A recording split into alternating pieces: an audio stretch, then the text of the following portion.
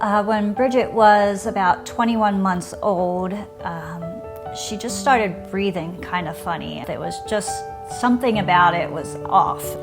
We took her to the pediatrician at our local hospital, and within minutes of seeing her, he sent us to the ER.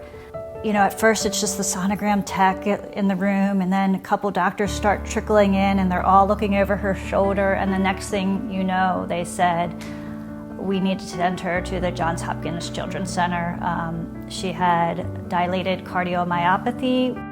It was probably within our first 24 hours there that the doctors told us that she would need a heart transplant, and I just remember being so mad at them, like, you're gonna tell me my daughter might need a heart transplant, you know, like she was fine yesterday and she's just breathing funny. And sure enough, months later, that's what happened.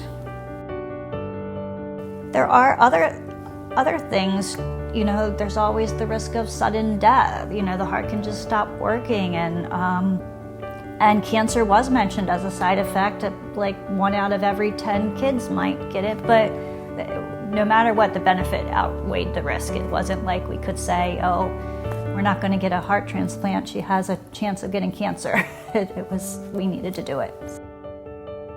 It was Father's Day, 2019. It was also our oldest daughter's birthday, and Bridget woke up and she was in a lot of pain, like stomach pain. So we figured it was possibly appendicitis.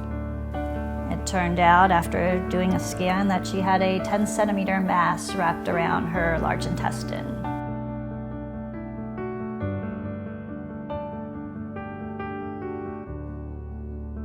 For most adults, when they get chemotherapy, they may get 1 to 3 agents.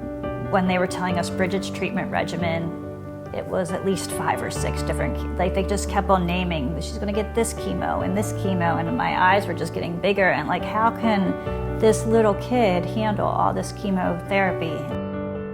And each chemo has its own side effects. So many things we wouldn't have had happen if there wasn't the research before Bridget. Hers was a regimen, one of the arms on a clinical trial. Thankfully, the Children's Cancer Foundation can help fund the clinical trials and pediatric cancer research. Well, it worked. So thanks to all the participants on that prior study, we knew which was the better option and knew with what to treat her. If anyone was put in my situation, finding out they had cancer, I would tell them, just know that miracles do really happen. I mean, look at me. And just keep a positive mindset. You can get through this, you're strong, and you have so many family and friends that are going to support you through it.